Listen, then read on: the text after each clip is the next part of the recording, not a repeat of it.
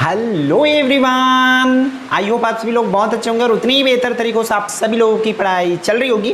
तो इस वीडियो में हम लोग देखने वाले कक्षा 11वीं विषय राजनीति विज्ञान का आपके पॉलिटिकल साइंस की सैंपल क्वेश्चन पेपर। याद रखना बच्चों, मैं सैंपल क्वेश्चन पेपर बोल रहा हूँ। जैसे कि आप लोग को पता है स्कूल लेवल्स के एग्जाम है, त्रैमासिक परीक्षा, फिर भी इसमें हमें एक आइडिया लेने के लिए कि भाई प्रश्न कैसे आएगा, है ना।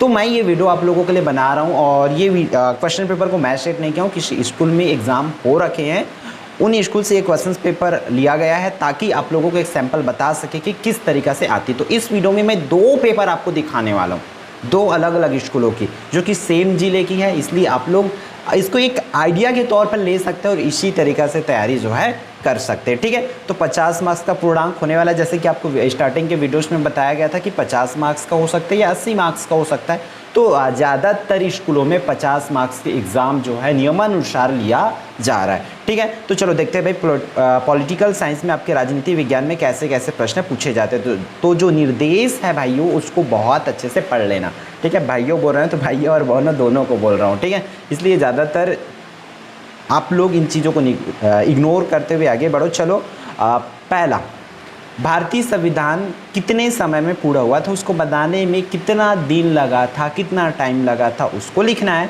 दूसरा, डॉक्टर भीमराव अंबेडकर जी ने किस अधिकार को संविधान का हृदय और आत्मा कहा।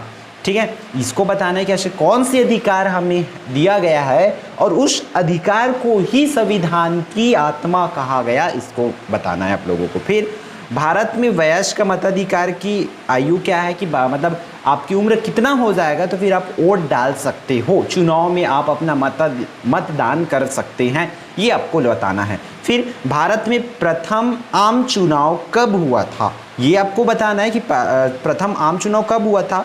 फिर स्वतंत्र भारत के प्रथम प्रधानमंत्री का नाम, तो देखो उसमें प्रधानमंत्री के लिए पूरा पढ़ लो कि कौन कौन प्रधानमंत्री बने, है ना। वर्तमान में प्रधानमंत्री कौन है, सबसे शिक्षित कौन थे, अशिक्षित कौन थे, उसमें से सबसे कम समय वाले, सबसे ज़्यादा समय वाले, इसी तरीक़ा से ही उससे प्रश्न पूछे जाते।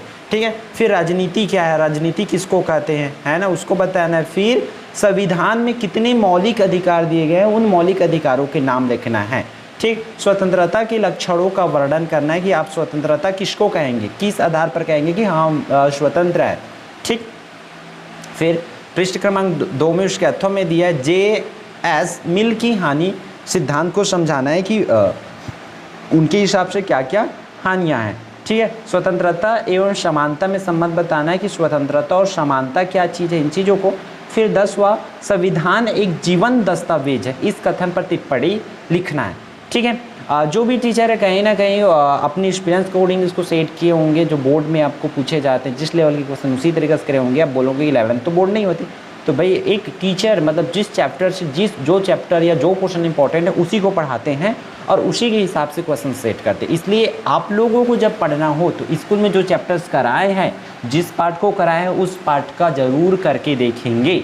ठीक है, जिस टॉपिक को पढ़ाए हो, कई टीचर क्या कुछ को छोड़ के पढ़ाते हैं, तो ऐसे सिचुएशन में आप लोग क्या करना कि उन्हीं टॉपिक को पढ़ेंगे। ठीक है, तो यहाँ का देख लो भाई, बहुत क्लीन एंड क्लियर आपको दिख रही होगी।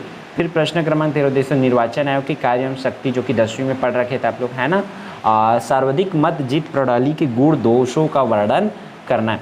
समानता के महत्व को समझाना है अथवा समानता का अर्थ स्पष्ट कीजिए एवं परिभाषा दी। समानता क्या है उसको बताना है और समझाना है। ठीक है, उसके महत्व को भी। फिर अगला प्रश्न है, अगला 2 प्रश्न आपके प्रधानमंत्री कार्य एवं शक्तियों को लिखना है एवं राष्ट्रपति के शक्तियों का वर्णन करना है। तो इतना ही क्वेश्चंस आप लोगों को करना होगा। तो एक बार और मैं दिखा देता हूँ, आप लोग अगर किसी को नोट करना चाहे तो नोट कर लीजिए। यहाँ से 15 क्वेश्चन है जो कि 50 अंक के लिए पूछा गया है। ठीक है, फिर हम लोग चलते हैं इसके सेट 2 पर। ठीक, 11वीं राजनीति का फिर से ये दूसरे स्कूल के एग्ज़ाम पेपर है। ठीक है, देखो इस पर देखो हाफ मार्क्स भी क्वेश्चंस दिया गया है। अब देखो कैसे कैसे क्वेश्चंस। भारतीय संविधान सभा के अध्यक्ष का नाम बताना है, भारतीय जो संविधान सभा के अध्यक्ष कौन हैं थे, भारतीय संविधान के प्रारूप समिति के अध्यक्ष का नाम, विधानसभा कहाँ है छत्तीसगढ़ का, छत्तीसगढ़ विधानसभा कहाँ है, जो विधानसभा भवन में भी पूछा जा रहा है इससे।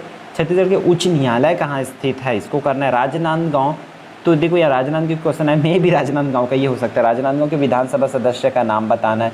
भारतीय संविधान के निर्माण में लगा समय लिखिए। भारतीय संविधान को तो देखो ये वो वाली सेट में भी था, है ना। भारतीय संविधान कब लागू हुआ, छत्तीसगढ़ के राज्यपाल का नाम, भारत के उपराष्ट्रपति का नाम बताना है, राजनांदगांव की संसद का नाम बताना है। तो इस तरीके से राजनांदगांव का पेपर हो सकता है, ये आप लोग दिमाग लगा लीजिए। बट किसी भी जिले का हो, आप लोगों को क्या करना है, सिर्फ एक आइडिया लेना है कि प्रश्न कैसा आता है ना, उन चीज़ों को समझना है। तो बच्चों बस ध्यान से इन चीज़ों को करते चले। अब देखो 2 अंक के लिए प्रश्न कैसे कैसे दिए।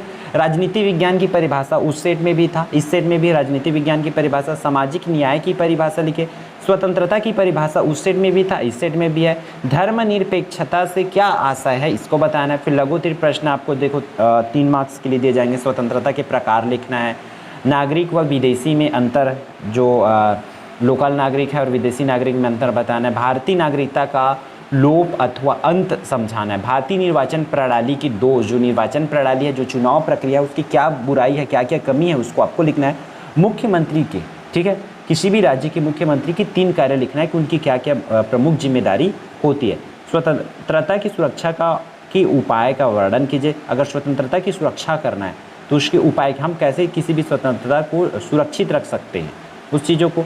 साधारण बहुमत प्रणाली और अनुपातिक प्रतिनिधित्व प्रणाली में अंतर लिखना है। फिर संसदीय शासन प्रणाली व अध्यक्षीय शासन प्रणाली में अंतर। यहाँ कहीं ना कहीं आपको थोड़ा सा 1 नंबर ऑफ क्वेश्चन एक्स्ट्रा मिला और इसी तरीके से क्वेश्चंस आपको पूछे जाएंगे, ठीक है। मौलिक अधिकारों के प्रकारों का वर्णन कीजिए। उस सेट में भी था, इस सेट में आपको मिलेगा। मौलिक कर्तव्य को वर्गीकरण, राजनीति विज्ञान के अध्ययन का महत्व, आदर्श नागरिक के गुणों को वर्णन कीजिए। तो इस तरीके से क्वेश्चंस आप लोगों को पूछे जाएंगे। तो बस इसको ध्यान से अच्छे से ये दोनों सेट का आप करके जाइए। डेफिनेटली इसमें से बहुत से क्वेश्चंस आपको देखने को मिल सकता है।